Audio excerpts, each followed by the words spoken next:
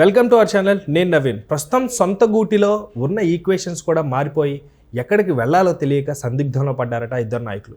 ఆ విషయాలు ఏంటో మనతో మాట్లాడడానికి పొలిటికల్ అనలిస్ట్ కృష్ణకుమారి గారు ఉన్నారు. మేడంతో మాట్లాడదాం. నమస్తే అండి. ప్రస్తుతం గుడివాడ గన్నవరం చూస్తే ఇద్దరు నాయకులు మాత్రం ఎటు వెళ్ళలేక సందిగ్ధంలో పడిపోయి ఏం చేయాలో అర్థం కావట్లేదట. ఆ నాయకులు ఎవరు, వాళ్ళ ఈక్వేషన్ మారడానికి గల కారణాలు ఏంటి? నాకు అవగాహన ఉన్నంత వరకు అసలు వాళ్ళకి ఇంకా పొలిటికల్ కెరీర్ సమాప్తం అయిపోయిందనే చెప్పొచ్చు. మళ్ళీ పునర్నిర్మించుకోవటం అనేది అంత ఈజీ అయిన విషయం కాదు. ఎందుకంటే ఒక పక్క గుడివాడలో కొడాలి నాని ప్రత్యర్థి వర్గం అధికార పార్టీలో ఉంది, ఒకటి. రెండు, ఆర్థిక స్తోమత బాగా ఉంది, అతను బాగా స్టాండ్ అయిపోయాడు. పైగా రోజు రోజుకి కొడాలి నాని పరిస్థితి ఎలా అయిపోయిందంటే, పోనీ మళ్ళీ ఏమన్నా పునర్నిర్మించుకుందాము అంటే నియోజకవర్గంలో తిరగాలంటే కూడా కాస్త ఇబ్బంది పడే పరిస్థితి ఉంది. ఎప్పుడైనా సరే ఒక వ్యక్తి ఒక పక్క పార్టీ ఇమేజ్ని, ఓ పక్క సొంత ఇమేజ్ని కలగలుపుకొని ముందుకెళ్తూ ఉండి కెరీర్ని, అంటే పొలిటికల్ కెరీర్ని నిర్మించుకుని ప్రజల్లో తలలో నాలుకలాగా ఉండి తనకొచ్చిన అవకాశాన్ని, అధికారాన్ని పూర్తిగా సద్వినియోగం పరుచుకుంటే కొంత భోంచేసినప్పటికీ కూడా వాళ్ళకి కెరీర్, పొలిటికల్ కెరీర్ బాగుంటుంది. కొంచెం ఇమేజ్ ఒకసారి ఓడిపోయినా, ఒకసారి కింద పడ్డా మళ్ళీ లేచి దుమ్ము దులుపుకొని మళ్ళీ పరిగెట్టడానికి, పునర్నిర్మించుకోవటానికి అవకాశం ఉంటుంది. కానీ కొడాలి నాని పరిస్థితి ఏమైంది అంటే, గత 5 సంవత్సరాల కాలంలో అంతకంటే ముందు కూడా అతను కాంగ్రెస్లోకి వెళ్ళడము, అలాగే వైసీపీలోకి రావటము, వైసీపీ వాళ్ళు తీసుకునేటప్పుడే వాళ్ళు ఒక మాస్టర్ ప్లాన్ తోటి ఈ సామాజిక వర్గం వాళ్ళని ట్యాప్ చేశారు. వాళ్ళ మాస్టర్ ప్లాన్ ఏంటి అంటే, ఇప్పుడు ఏ సామాజిక వర్గం వాళ్ళని తోటి ఆ సామాజిక వర్గం వాళ్ళని తిట్టించాలి అంటే ఏం చెప్పదలుచుకున్నారు, ఏం చూపించదలుచుకున్నారు అంటే, వాళ్ళు కొట్టు చస్తే మనం చలిమంట కాసుకోవచ్చు అనే పరిస్థితిలోకి తీసుకొచ్చారు. కొడాలి నానికి ఆ విధంగా ట్రైనింగ్ ఇచ్చారు. అది గుడివాడకు సంబంధించి. పైగా అతను ఆర్థిక నేరాల్లో కూడా బాగా తలమునకలయ్యి వ్యక్తిగత పరువు ప్రతిష్ట కూడా పోయేటట్లుగా, నువ్వు ఏం చేస్తావో చెయ్యి, చేసుకో, మేము ఉన్నాం నీకెందుకు అని అతనికి పగ్గాలు వదిలేసిన గుర్రంలాగా వదిలిపెట్టింది వైసీపీ. ఫ్రీ హ్యాండ్ అంటారా? Free hand. ఇప్పుడు లేకపోతే గుడివాడలో కాసినవో ఏంటండి, ఎక్కడన్నా విన్నావా? అంటే కోడి పందాలు ఉంటాయి, అది మన సాంప్రదాయకంగా వస్తుంది కాబట్టి, అది ఎంతో కొంత మన కల్చర్లో భాగం కాబట్టి దానికి కొన్ని పరిధులు పరిమితులు ఉన్నప్పటికీ దాని గురించి ఎవరు మాట్లాడరు. అది లీగలు కాదు, ఇల్లీగలు కాదు, నడుస్తుంది అంతే. దాన్ని ఎవరు ఏం చేయలేరు. అది ఇదే కానీ ఇది అది కాదు అన్నట్టు.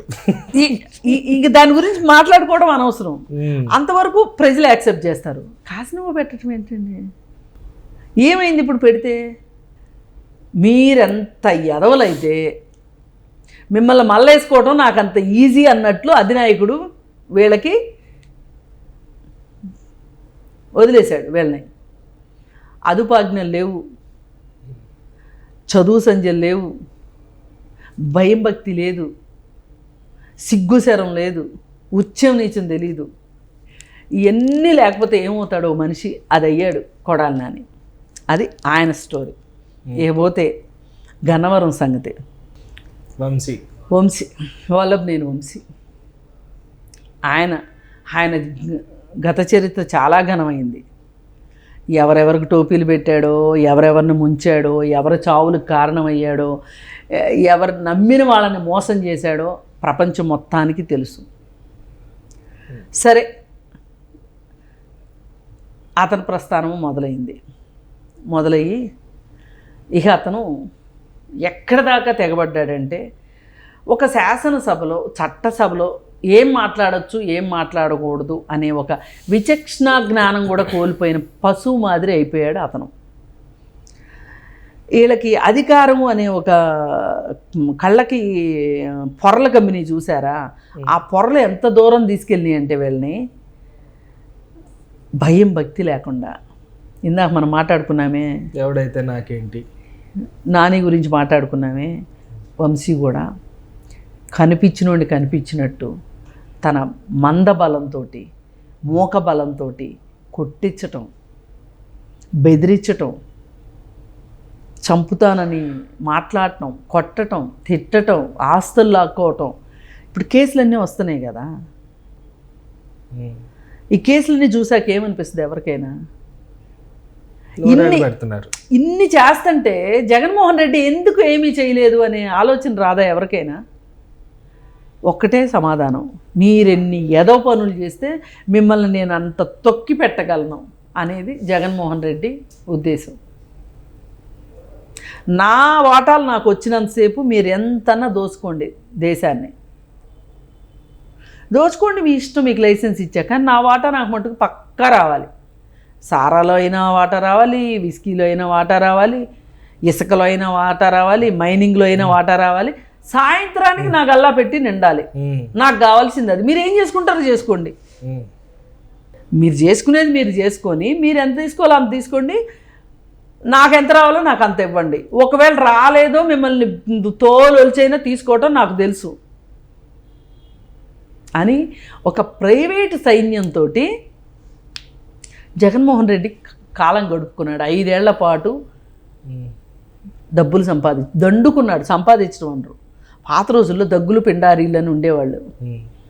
దారి దోపిడీలు, హత్యలు అన్నీ చేసేవాళ్ళు. వాళ్ళని గుర్తుకు తెచ్చే పరిపాలన సాగింది గత 5 ఏళ్ళు. అయితే మరి ఇలా చేసిన తర్వాత వీళ్ళు అనుకున్నారో లేదో ప్రభుత్వం మారిద్దని అనుకుని ఉండరు. 30 ఏళ్ళు నేనే అన్నాడుగా పెద్ద మనిషి, వీళ్ళు కూడా నిజమే అనుకున్నారు. అందుకని 30 ఏళ్లలో రాజు ఎవడో రెడ్డి ఎవడో, అప్పుడుదా నేను బతికుండా పోయానా, నేను చచ్చాక ఇంక కేసే ఉంటుంది అనే ధీమాతోటి వీళ్ళు ఇష్టారాజ్యంగా చేశారు. పాపం డామిట్ కథ అడ్డం తిరిగింది, అధికారం పోయింది. ఆయనే పాపం అజ్ఞాతంలో ఉంటున్నాడు వెళ్ళి యలహంకలో. సరే నేను ఒక అజ్ఞాతంలో ఉంటే మీరు ఒక అజ్ఞాతంలో ఉండండి అని చెప్పి వంశీకేమో జైలు, నానికేమో జైలు లాంటి ఇల్లు. బైపాస్ సర్జరీ కూడా జరిగింది కదండి. అనారోగ్యం అదే జైలు లాంటి ఇల్లు అంటే అదే. ఇల్లు దాడి బయటికి రాలేడు కదా, అనారోగ్యం. అందుకని ఆ జంట కవులు ఇద్దరికి అలా జరిగిందనమాట. దీన్ని బట్టి అర్థం చేసుకోవాల్సింది ఏంటంటే, నాయకుడు మన ఎంత పురికొల్పినా, మనకెంత ఫ్రీ హ్యాండ్ ఇచ్చినా, మన పట్టపగ్గాలు వదిలేసినా, మనం సరిగా ఉంటేనే మనకి రేపన్నట్టు రోజు బాగుంటుంది అనేది ప్రతి ఒక్కళ్ళు నమ్మాలి. ఇది అవసరమైన విషయం. అది కాకుండా ఉంటే ఇప్పుడు ఇంకా వీళ్ళిద్దరిది ఇప్పుడు బయటకు వచ్చింది. ఇంకా రాని వాళ్ళు చాలామంది ఉన్నారు. అంటే ప్రతి నియోజకవర్గంలోనూ వాళ్ళ స్టోరీలు కూడా ఒక్కొక్కటి వస్తాయి బయటికి. కాకపోతే వీళ్ళు చేసిందంతా చేసి రెడ్ బుక్ అని ఏడుస్తున్నారు. అది మరీ నవ్వు వస్తుంది. ఇప్పుడు పాపాలు చేసిన తర్వాత చిట్టారాయికి ఏం రాస్తాడు? తప్పించుకోవాలంటే పుస్తకం దొంగతనం చేయాలి, లేకపోతే మనిషి లేకుండా పోవాలి.